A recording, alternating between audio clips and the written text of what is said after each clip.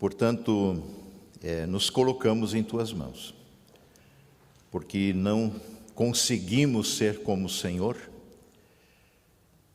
de nós mesmos, por nossas próprias forças.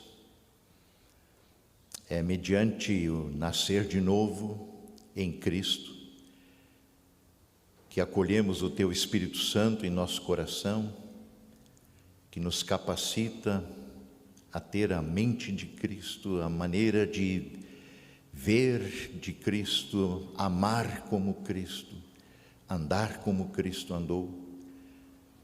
Então, Senhor, também neste momento que nos, mais uma vez, paramos diante da Tua Palavra, que tenhas plena liberdade de quebrar aquilo que precisa ser quebrado neste vaso, muitas vezes duro, obstinado, inflexível,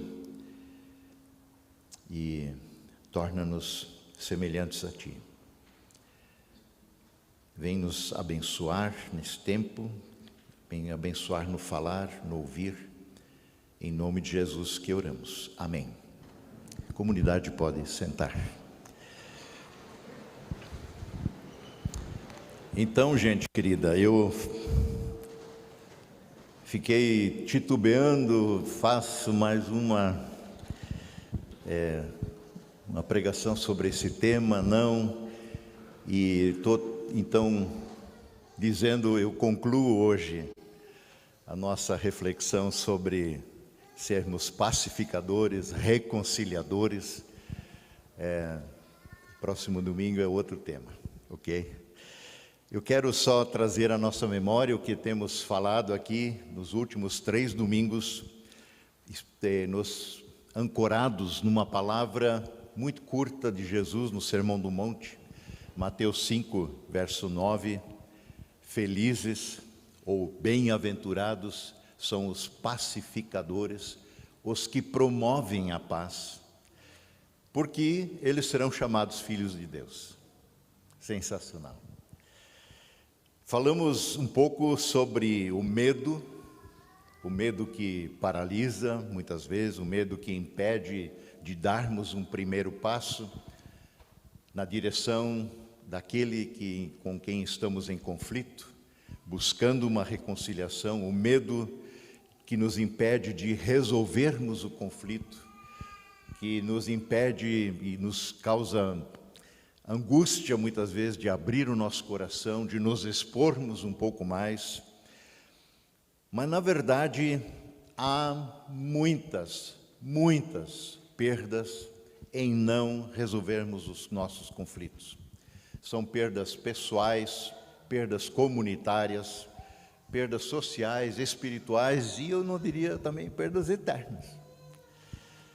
Bem, falamos aqui no domingo passado de que a Bíblia nos aponta 2 razões como a partir da qual muitas vezes os conflitos surgem, aparecem em nossas vidas.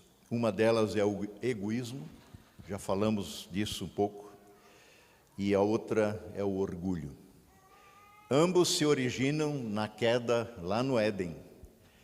A partir daquele momento em que homem e mulher se rebelam contra o seu Criador, se opondo deliberadamente a uma ordem clara e expressa de Deus às criaturas criadas à sua imagem e semelhança, ali existe um conflito que se instaura e que perdura até hoje.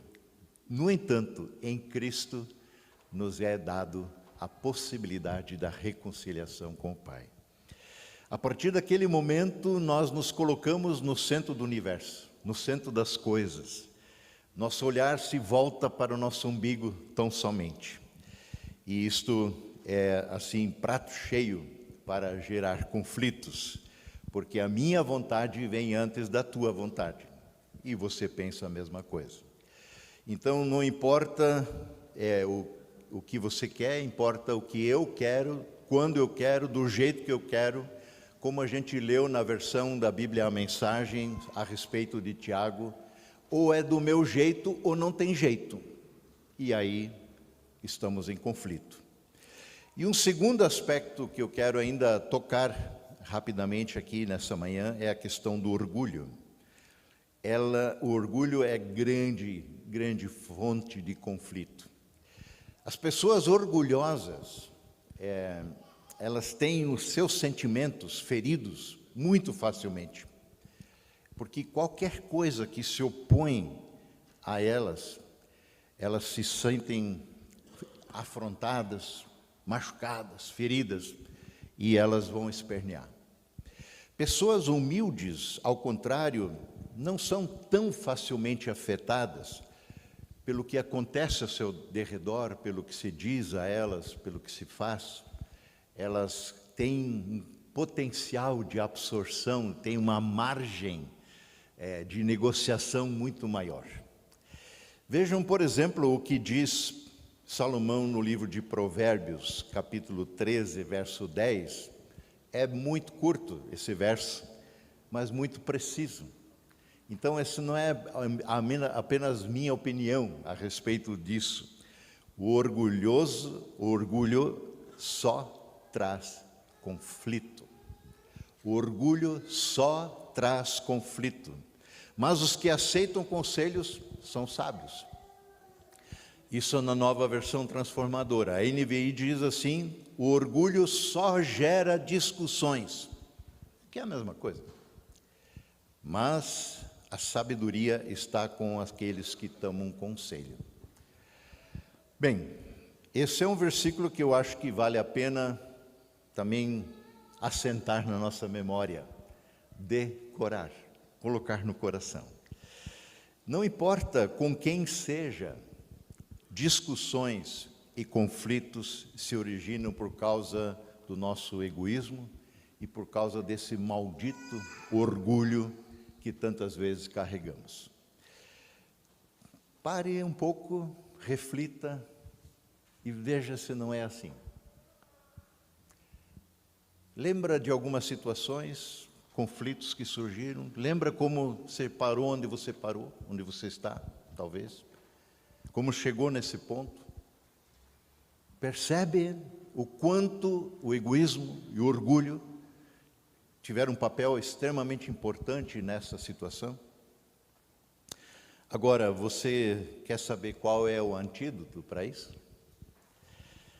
Quando você estiver discutindo ou em conflito com alguém, ouse falar ou articular de forma sincera, é claro, de forma verdadeira, do coração. Se tiver forças, clame, a gente falou disso aqui, busque sabedoria, busque a direção de Deus. Mas quem sabe ali Deus te dê uma oportunidade em meio a uma discussão e dizer, de repente, diz, olha, me perdoe. Me perdoe porque eu estava nos meus argumentos, na minha discussão, na minha força, pensando apenas em mim mesmo. Me perdoe porque eu estava pensando apenas em mim mesmo. Quando foi a última vez que você falou isso para alguém com quem você estava em conflito? Eu confesso e reconheço que não sei se eu já fiz isso alguma vez. E provavelmente você também não. Mas, convenhamos, trata-se de uma palavra poderosa, não é? É como um balão que está prestes a explodir e, de repente, toda a pressão é largada, solta, e ele se esvazia. Me perdoe, eu estava pensando apenas em mim mesmo. Você há de concordar comigo que admitir sinceramente o nosso egoísmo, o nosso orgulho, desarma todo espírito de conflito que possa haver em nossos relacionamentos, em nossa convivência. Afinal, todos nós temos também pontos cegos na nossa vida, no nosso dia a dia, na nossa existência. Carros, caminhões, especialmente, né? Eles têm pontos cegos e que são altamente perigosos. Eu vi uma vez uma reportagem, um caminhão novo de uma certa empresa, estacionou um caminhão no pátio, era só, assim, um teste a respeito, e posicionaram, se eu não me engano, eram mais de 30 pessoas, eram 37 pessoas em torno do caminhão, não só lá atrás, mas em pontos estratégicos. Trouxeram o motorista de olhos vendados, sentaram ele no banco do caminhão, fecharam a porta, tiraram a venda e disse, pode tocar. Ele ligou o caminhão e ia tocar, e o cara disse, para. Eles dão umas, olha, sai do caminhão agora, porque o retrovisor, painel, o que ele conseguia enxergar, ele não viu ninguém. E ele saiu do caminhão e viu todas aquelas pessoas posicionadas ali. Quantos acidentes, atropelamentos são causados por causa do ponto cego do carro? Uma moto que você não vê porque está atrás da coluna do carro, você olha, não vê quando aconteceu o acidente. É altamente perigoso o ponto cego. Interessante que quem está do lado de fora, como a gente que assistia ao vídeo também, e aqueles que acompanhavam a cena, conseguiam ver o que estava acontecendo ao derredor. Porque elas têm um outro ponto de vista, uma outra maneira de encarar as coisas, e elas conseguiam ver claramente. Assim também há fraquezas em nossa vida que nós mesmos não enxergamos. São o nosso ponto cego. E às vezes, pior, nem queremos enxergar. Ou quando enxergamos, queremos tentar encobrir. Por isso é tão importante a vida em comunidade. A vida de fé é a vida comunitária. Essa coisa de eu tenho a minha fé particular, eu exercito a minha fé em casa, sozinho, eu leio a Bíblia, eu oro, não faz nada demais, isso é importante. Mas o seu lugar é aqui. É aqui na vida da comunitária que os embates acontecem, que muitas vezes nós podemos enxergar coisas que a gente não enxerga porque outros podem nos ajudar. Precisamos de verdadeiros amigos e irmãos em Cristo, pessoas que têm a mente de Cristo, que têm o mesmo modo de pensar de Cristo, que têm a mesma atitude de Cristo, que com amor e mansidão conseguem nos ajudar a enxergar os nossos pontos cegos, a nossa fraqueza, que podem dizer com amor, olha meu irmão, você está percebendo a sua atitude egoísta? Você está percebendo como você está sendo orgulhoso?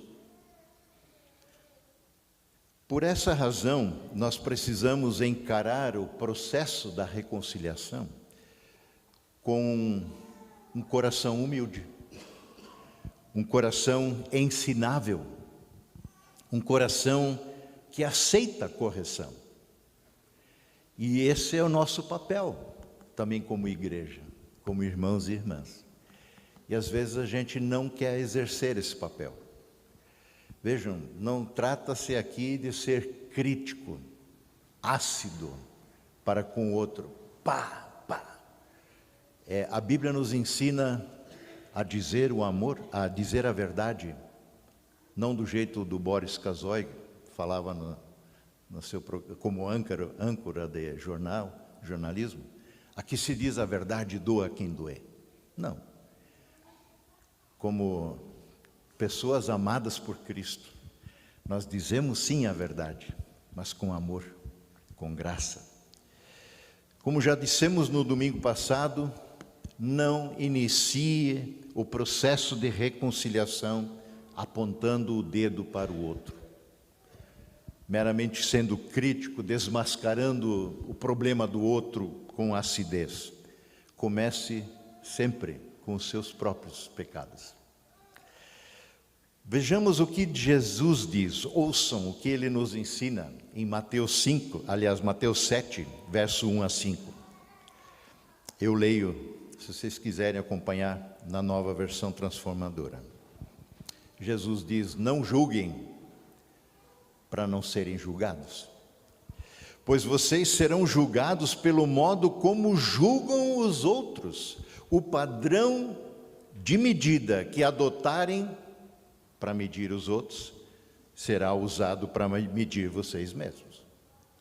Porque se eu sei o que o outro deveria fazer e eu aplico essa medida nele, então eu deveria estar fazendo pelo menos isso, o que eu sei que o outro devia fazer. Verso 3: por que você se preocupa com o cisco no olho de seu amigo, de seu irmão, enquanto há um tronco no seu próprio olho? Como pode você dizer a seu amigo, seu irmão: deixe-me ajudá-lo a tirar o cisquinho que está no seu olho, se não consegue ver, ponto cego, se não consegue ver o tronco que está no seu próprio olho? Hipócrita, primeiro livre-se do tronco que está no seu olho, então você verá o suficiente, o ponto cego é removido, para tirar o cisco do olho do seu amigo, do seu irmão. Jesus tinha assim um jeito, único de ensinar. E ele, especialmente no Sermão do Monte, usa dessa forma de falar aqui, essas comparações exageradas, para chamar a atenção dos seus ouvintes a respeito de temas importantes e profunda relevância. Por exemplo, aqui ele está falando comparando um cisquinho no olho com um poste no olho. É uma diferença enorme. Mas ele fez isso outras vezes. Quando ele fala a respeito da cegueira dos fariseus, líderes que deveriam estar ensinando o povo a respeito da vontade de Deus, de transmitir o que a lei de Deus efetivamente quer, Jesus os chama de guias cegos tentando guiar outros cegos. E ele diz: olha, quando isso acontece, quando um cego guia outro cego, os dois acabam caindo num buraco. E aí em Mateus 23, 24, ele diz assim: que aflição os espera, mestres da lei e fariseus, hipócritas! Vocês têm o cuidado de dar o dízimo da hortelã, do endro, do cominho, lá talvez plantado no fundo do seu quintal, mas vocês negligenciam os aspectos mais importantes da lei: a justiça, a misericórdia, a fé. Sim, vocês deviam fazer essas coisas, dar o dízimo, mas sem deixar de cuidar das coisas mais importantes, da lei e da vontade de Deus. E aí ele diz: guias cegos, vocês coam a água para não engolir um mosquitinho, mas vocês engolem um camelo. É a mesma coisa. Esse exagero, ter o cuidado em pequenos detalhes, como dar o dízimo de uma erva no fundo do quintal, mas engolir um camelo, não vivendo e exercendo a misericórdia, a justiça, a fé, como Deus demanda. Uma conversa com o jovem rico, que veio abordar Jesus perguntando o que ele deveria fazer para herdar a vida eterna.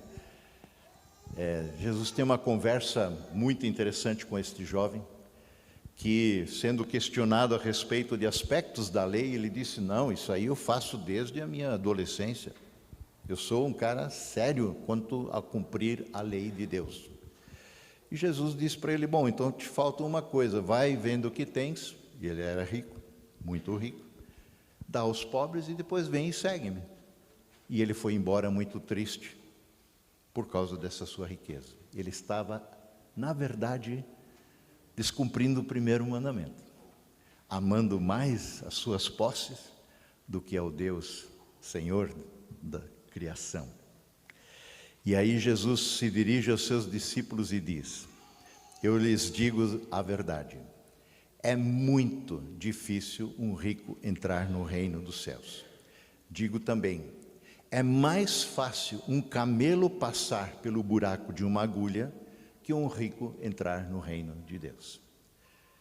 Um camelo passar pelo buraco de uma agulha. Nem um mosquitinho passa. Mas aí nós não compreendemos esse humor hebraico de Jesus, né? Com essas comparações, e a gente, na nossa racionalidade, na nossa lógica, vamos para o texto, vamos olhar o grego, vamos ver, será que o que ele quer dizer com o buraco da agulha? Será que não é um portãozinho lá do muro de Jerusalém, do templo, que o camelo bem ajeitadinho, sem carga, de joelho, consegue passar? E a mensagem não nos atinge. O mesmo se dá com a nossa passagem aqui de Mateus 7, que a gente já leu. Então, diz Jesus, antes de você tirar o pequeno cisco do seu olho, aliás, do olho de sua esposa, do seu marido, do seu amigo, do seu irmão, que a gente enxerga as fraquezas do outro, vai primeiro tirar o poste que está dentro do teu próprio olho. Ou seja, antes de apontar os erros dos outros, olhe para os seus próprios. Será que eu estou sendo realista nos meus argumentos, na discussão com o outro? Será que eu não estou sendo excessivamente sensível, ouvindo além do que está sendo dito? Estou colocando palavras na boca do outro? Estou interpretando exageradamente o que o outro está dizendo? Será que eu estou permitindo que as minhas emoções, os meus sentimentos, extrapolem os meus argumentos? Eu já perdi a razão, eu estou fora de mim, argumentando sem razão. Será que não estou sendo exigente demais para com o outro? Será que não estou sendo impaciente, agindo com falta de compaixão, com falta de gratidão? Enfim, olhe para dentro de você, antes de tirar conclusões e fazer acusações, antes de tirar o cisco do olho do outro, enxergue o poste no seu próprio. Preste atenção nos seus pontos cegos, em suas fraquezas. Peça que outros te ajudem a enxergá-los. Peça que o Espírito Santo revele de forma clara aquilo que tem sido o teu ponto cego, tua fraqueza. Então eu creio que agora a gente está pronto para um quarto, e tem outros, claro, passos importantes na questão da reconciliação, mas um quarto e último que eu quero abordar, que é ouvir mais e falar menos. Ouçam mais e falem menos. Ouvir as machucaduras dos outros, ouvir as dores dos outros, ouvir a perspectiva como o outro enxerga toda essa situação. Sabem por que é tão fácil ocorrerem discussões, conflitos em nossas conversas? Porque achamos que nós falamos tão somente sobre ideias objetivas, frias, claras, racionais. Mas as conversas não são assim. Não são assim. Especialmente nós homens, provavelmente achamos que toda conversa é objetiva, é racional, é lógica. Mas não é. Em toda conversa, as nossas emoções, os nossos sentimentos, eles entram em ebulição muito fácil. E quando estamos em conflito, alguém vai se machucar, alguém vai ser ferido, alguém vai sentir abusado. E assim pessoas machucadas machucam outras. Esse é o nosso instinto de defesa. Pessoas machucadas machucam outras. Também o inverso é verdadeiro. Pessoas cheias do amor de Deus são amorosas. Pessoas cheias de alegria, alegria do Espírito, fruto do Espírito, são amigáveis. Pessoas cheias da paz de Cristo são pacíficas e pacificadoras. E pessoas machucadas machucam outras pessoas. E quanto mais machucadas estiverem, mais machucarão os outros. Sendo assim, estas são as pessoas machucadas, as que mais carecem ser amadas, não simplesmente chutadas, criticadas e ainda mais esfoladas. Nós temos sérios problemas,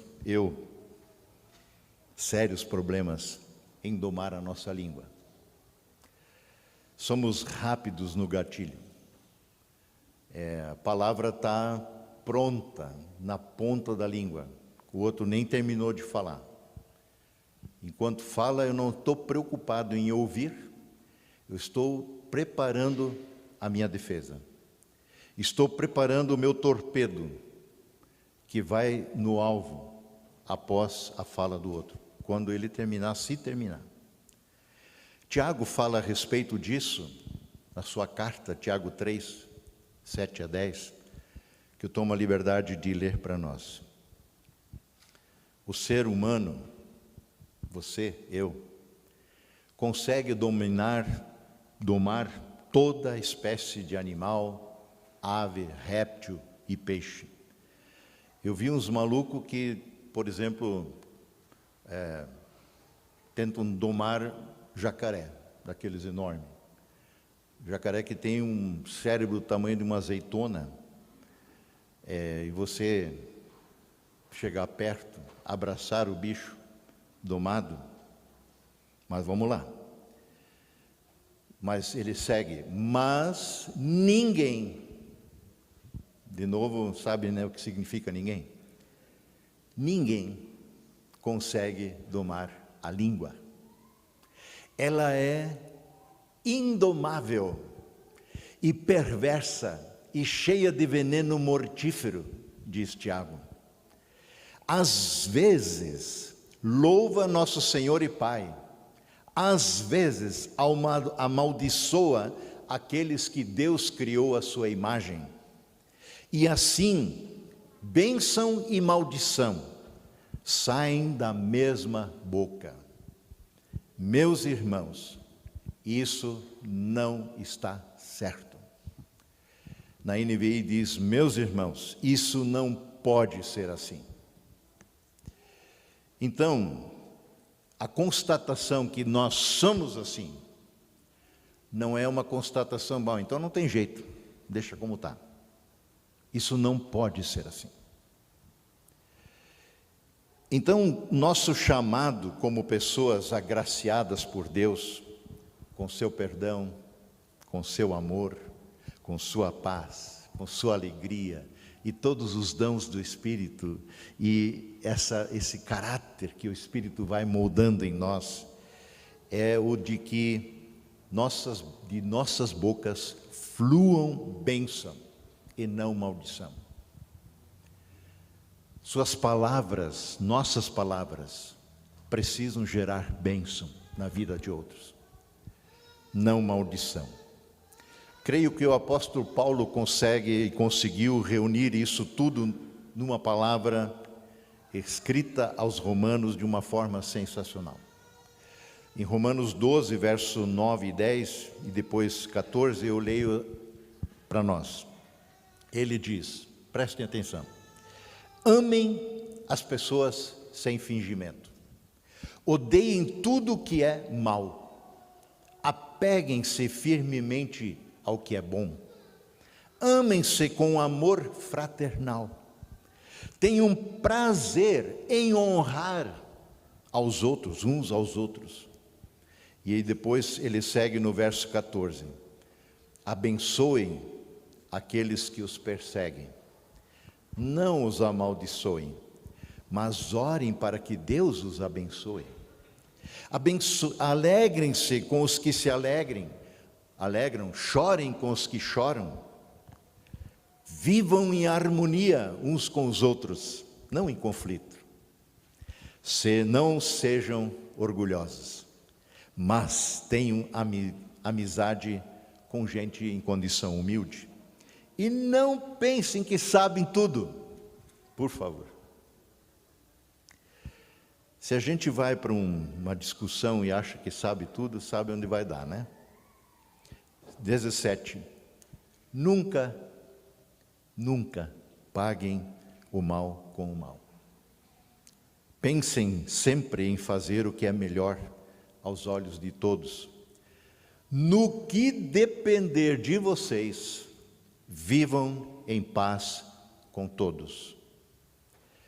Muitas vezes não é possível, mas a impossibilidade deve ser do outro, não da nossa parte.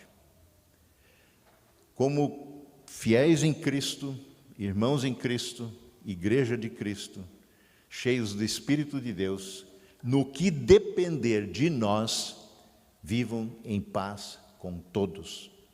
Amados, nunca se vinguem, deixem que a ira de Deus se encarregue disso, pois assim dizem as Escrituras: a vingança cabe a mim, eu lhes darei o troco, diz o Senhor. Pelo contrário, então, se seu amigo estiver com fome, dê-lhe de comer. Aliás, seu inimigo. Se seu inimigo estiver com fome, dê-lhe de comer. Se o seu inimigo estiver com sede, dê-lhe de beber. E ao fazer isso, você amontoará brasas vivas sobre a sua cabeça. A sua cabecinha vai entrar em ebulição. Mas por que esse cara, essa pessoa, que eu tenho como inimigo, age assim para comigo? Não deixem que o mal os vença, mas vençam o mal praticando o bem.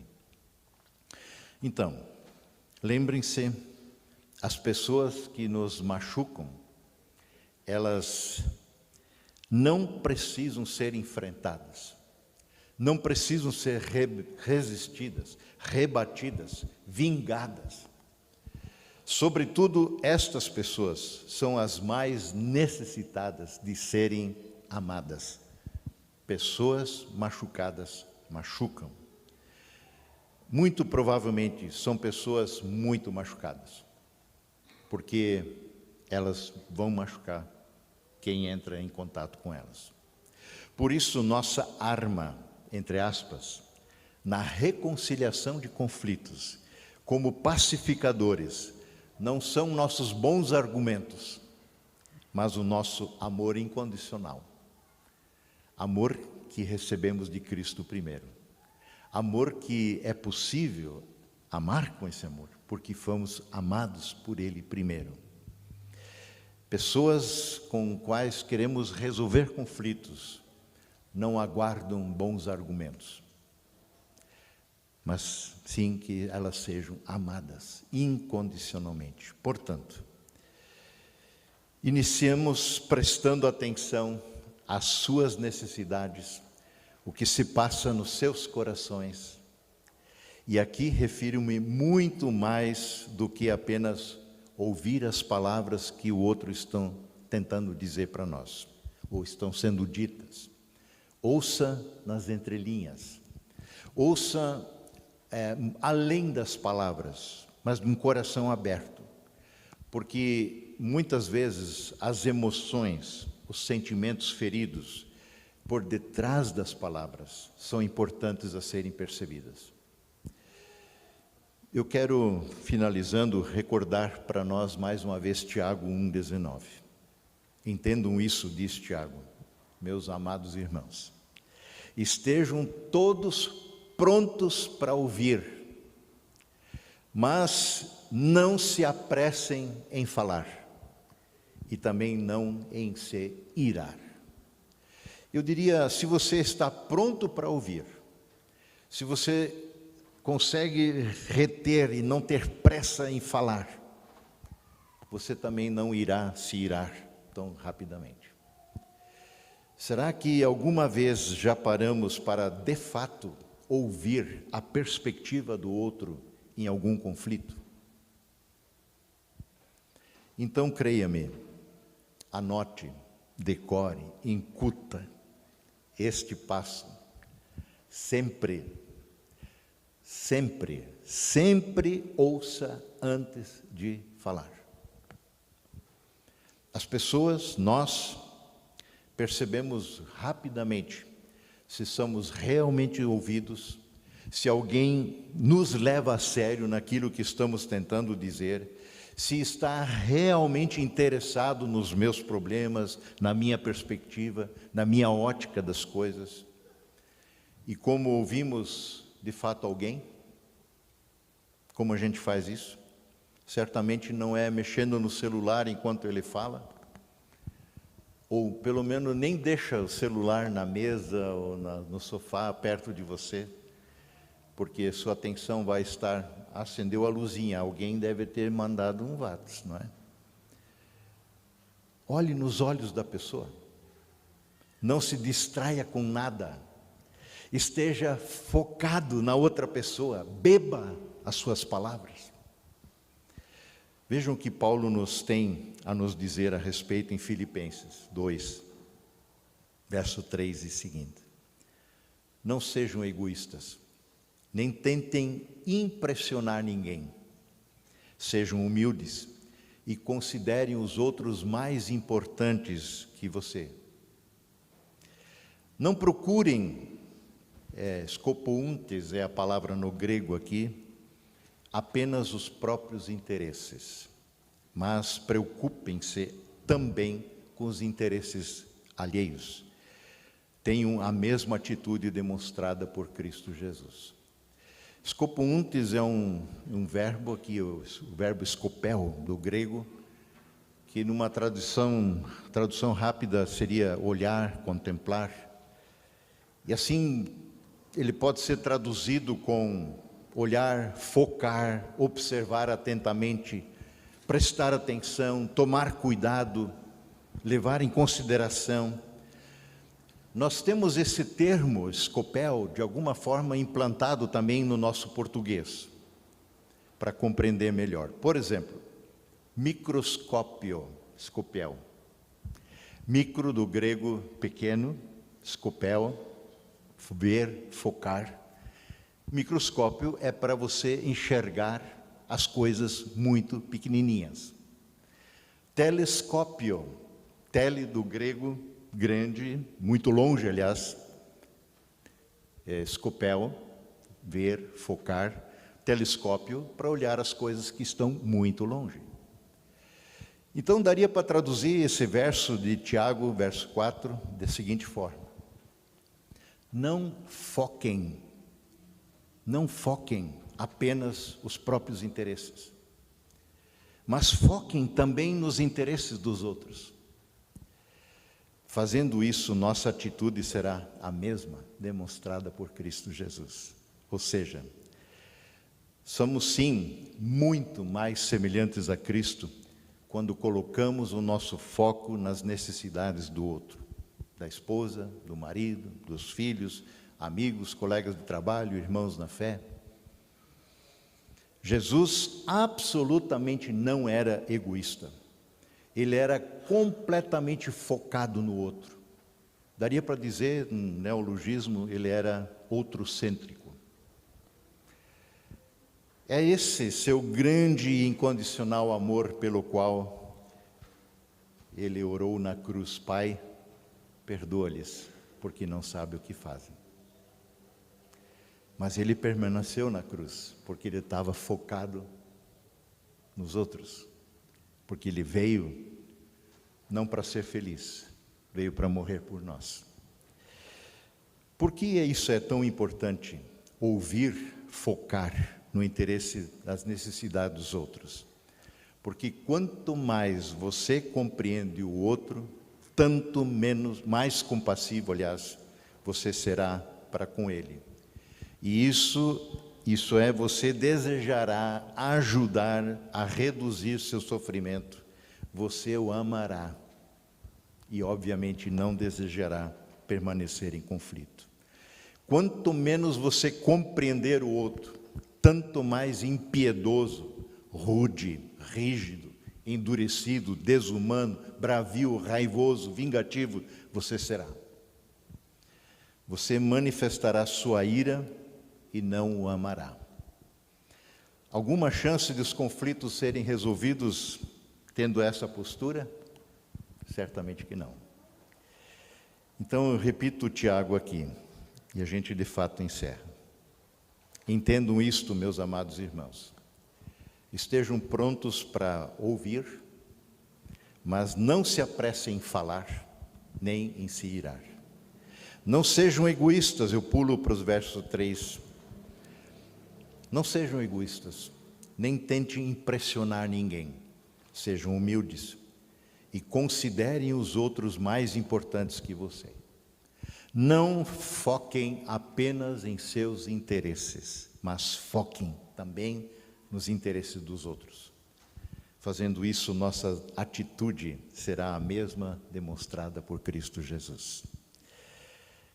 Pois Jesus se esvaziou de si mesmo, veio a ser servo, obediente à vontade do Pai, obediente até a morte, e morte de cruz. Foi assim que Jesus nos trouxe a reconciliação e a paz aos nossos corações. E é o que nós desejamos, como comunidade, como igreja de Cristo, reconciliarmos com aqueles com quem estamos em conflito. Que Deus nos ajude, nos dê a ousadia, nos dê atitudes renovadas na abordagem àqueles com quem estamos em conflito. Não adie, vá, busque a reconciliação. Amém.